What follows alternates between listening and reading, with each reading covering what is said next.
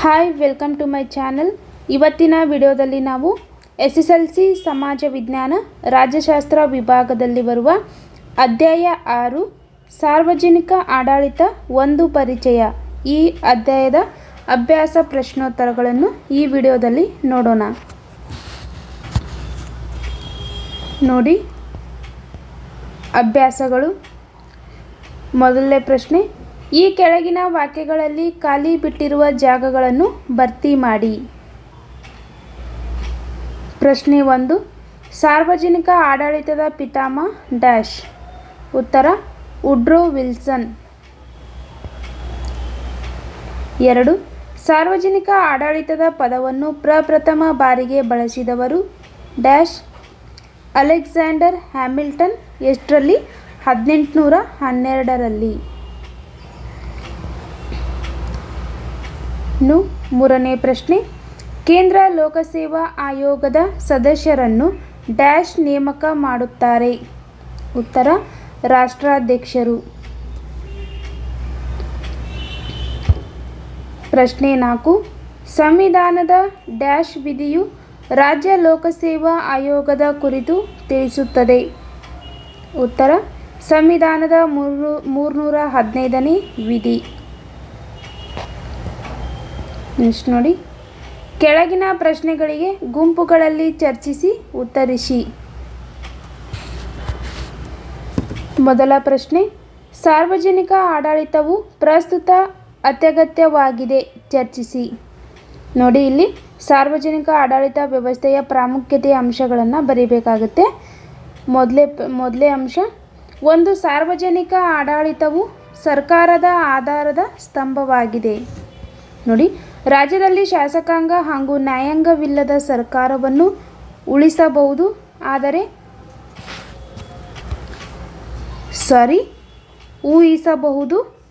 ಆದರೆ ಆಡಳಿತಾಂಗವಿಲ್ಲದ ಸರ್ಕಾರ ಅಥವಾ ರಾಜ್ಯವನ್ನು ಊಹಿಸಲು ಸಾಧ್ಯವಿಲ್ಲ. ಹಾಗಾಗಿ ಪಾಲ್ ಎಚ್ ಅಪಲಿಬ್ರವರು ಆಡಳಿತವಿಲ್ಲದ ಸರ್ಕಾರ ಕೇವಲ ಒಣಹರಟೆಯ ಕೂಟವಾಗುವುದೆಂದು ಹೇಳಿದ್ದಾರೆ. ಎರಡನೇ ಅಂಶ, ಸಾರ್ವಜನಿಕ ಹಿತಾಸಕ್ತಿಯನ್ನು ಕಾಪಾಡಲು ಸೇವೆ ಸಲ್ಲಿಸುತ್ತದೆ. ಸಾರ್ವಜನಿಕ ಆಡಳಿತ ವ್ಯವಸ್ಥೆಯು ಶಾಂತಿಯನ್ನು ಕಾಪಾಡಿ ಜನರ ಪ್ರಾಣ ಹಾಗೂ ಆಸ್ತಿಯ ರಕ್ಷಣೆ, ನ್ಯಾಯ ಒದಗಿಸುವುದು, ಶಿಕ್ಷಣ ನೀಡುವುದು, ಉದ್ಯೋಗಾವಕಾಶ ಕಲ್ಪಿಸುವುದು, ಅವಶ್ಯಕ ವಸ್ತುಗಳನ್ನು ಪೂರೈಸುವುದು, ದೇಶ ರಕ್ಷಣೆ, ಆರ್ಥಿಕ ಸಮಾನತೆಯನ್ನು ಉಂಟುಮಾಡುವುದು ಹೀಗೆ ಹಲವಾರು ಸೇವೆಗಳನ್ನು ಒದಗಿಸುತ್ತದೆ. 3, ಕಾನೂನು ಮತ್ತು ನೀತಿಗಳ ಅನುಷ್ಠಾನ. ನೋಡಿ, ಸಾರ್ವಜನಿಕ ಆಡಳಿತವು ಕಾನೂನು ಮತ್ತು ನೀತಿಗಳನ್ನು ಜಾರಿಗೊಳಿಸಿ ಸಮಾಜದಲ್ಲಿ ಜನರ ಚಟುವಟಿಕೆಗಳನ್ನು ನಿಯಂತ್ರಿಸಿ ಕಾನೂನು ಹಾಗೂ ಸುವ್ಯವಸ್ಥೆಯನ್ನು ಕಾಪಾಡುತ್ತದೆ. ನೆಕ್ಸ್ಟ್ ಪಾಯಿಂಟ್, ಸಾಮಾಜಿಕ ಭದ್ರತೆಯನ್ನು ದೃಢಪಡಿಸುತ್ತದೆ. ನೋಡಿ, ಸಮಾಜವು ವಿವಿಧ ಸಾಮಾಜಿಕ ಮತ್ತು ಆರ್ಥಿಕ ವರ್ಗಗಳಿಗೆ ಸೇರಿದ ಜನರನ್ನು ಒಳಗೊಂಡಿರುತ್ತದೆ. ಸಮಾಜದಲ್ಲಿರುವ ಬಡವರು, ದುರ್ಬಲ ವರ್ಗದವರ ಕ್ಷೇಮಾಭಿವೃದ್ಧಿಯು ಸಹ ರಾಜ್ಯ ಮತ್ತು ಸರ್ಕಾರಗಳಂತಹ ರಾಜ್ಯಾಡಳಿತ ಸಂಸ್ಥೆಗಳ ಜವಾಬ್ದಾರಿಯಾಗಿದೆ. ಬಡವರು, ಮಹಿಳೆಯರು, ಮಕ್ಕಳು, ಆದಿವಾಸಿಗಳು, ದಿವ್ಯಾಂಗ ಜನರು, ಹಿರಿಯ ನಾಗರಿಕರು, ಅನಾಥರು ಮತ್ತು ನಿರ್ಗತಿಕರಂತಹ ಅನೇಕ ಜನರಿಗೆ ಸರ್ಕಾರದ ಸಾಮಾಜಿಕ ಮತ್ತು ಆರ್ಥಿಕ ಬೆಂಬಲ ಅಗತ್ಯವಾಗಿರುತ್ತದೆ. ಅಂಥವರ ಏಳಿಗೆಗಾಗಿ ಸರ್ಕಾರ ಅನುಷ್ಠಾನಗೊಳಿಸುವ ನೀತಿಯೇ ಸಾಮಾಜಿಕ ಭದ್ರತಾ ನೀತಿಗಳಾಗಿವೆ. ನೆಕ್ಸ್ಟ್ ಪಾಯಿಂಟ್ ನೋಡಿ, ಶಾಸಕಾಂಗ ಮತ್ತು ಕಾರ್ಯಾಂಗಕ್ಕೂ ಸಹಾಯ ಮಾಡುತ್ತದೆ. ಸಾರ್ವಜನಿಕ ಆಡಳಿತವು ಶಾಸಕಾಂಗ ರೂಪಿಸುವ ಶಾಸನಗಳನ್ನು ಮತ್ತು ಕಾರ್ಯಾಂಗ ರೂಪಿಸುವ ಸಾರ್ವಜನಿಕ ನೀತಿ ಯೋಜನೆಗಳನ್ನು ಚಾಚೂ ತಪ್ಪದೆ ಕಾರ್ಯಗತಗೊಳಿಸುತ್ತದೆ. ಅವುಗಳ ನಿರೂಪಣೆಗೂ ಸಹ ಸಾರ್ವಜನಿಕ ಆಡಳಿತವೇ ಅವಶ್ಯಕ ಅಂಕಿ ಅಂಶಗಳು ಮತ್ತು ಮಾಹಿತಿಯನ್ನು ಒದಗಿಸುತ್ತದೆ. ಹೀಗೆ ಆಡಳಿತಾಂಗವು ಸಾರ್ವಜನಿಕ ನೀತಿಯ ಅನುಷ್ಠಾನದ ಜೊತೆಗೆ ಸಾರ್ವಜನಿಕ ನೀತಿ ನಿರೂಪಣಾ ಕಾರ್ಯದಲ್ಲೂ ಪ್ರಮುಖ ಪಾತ್ರ ವಹಿಸುತ್ತದೆ. ಇಲ್ಲಿಗೆ ಮೊದಲ ಪ್ರಶ್ನೆ ಮುಗೀತು. ಇನ್ನು ನೆಕ್ಸ್ಟ್ ನೋಡಿ, ಎರಡನೇ ಪ್ರಶ್ನೆ, ಸಾರ್ವಜನಿಕ ಆಡಳಿತವು ವ್ಯಕ್ತಿಯ ಜನನದಿಂದ ಮರಣದವರೆಗೆ ಅಗತ್ಯವಾದ ಸೇವೆಗಳನ್ನು ಒದಗಿಸುತ್ತದೆ. ಸಮರ್ಥಿಸಿ. ನೋಡಿ, ಪೊಲೀಸ್ ರಾಜ್ಯದಿಂದ ಸುಖಿ ರಾಜ್ಯವಾಗಿ ಬದಲಾವಣೆಯಾಗುತ್ತಿರುವ ರಾಜ್ಯದ ಸ್ವರೂಪಕ್ಕೆ ಅನುಗುಣವಾಗಿ ಸಾರ್ವಜನಿಕ ಆಡಳಿತದ ಪ್ರಾಮುಖ್ಯತೆಯು ಹೆಚ್ಚುತ್ತಿದೆ. ಮಾನವನ ಸರ್ವಾಂಗೀಣ ಅಭಿವೃದ್ಧಿ ಹಾಗೂ ಮಾನವನ ಸಮಾಜದ ಅಳಿವು ಮತ್ತು ಉಳಿವು ಸಾರ್ವಜನಿಕ ಆಡಳಿತವನ್ನು ಅವಲಂಬಿಸಿದೆ.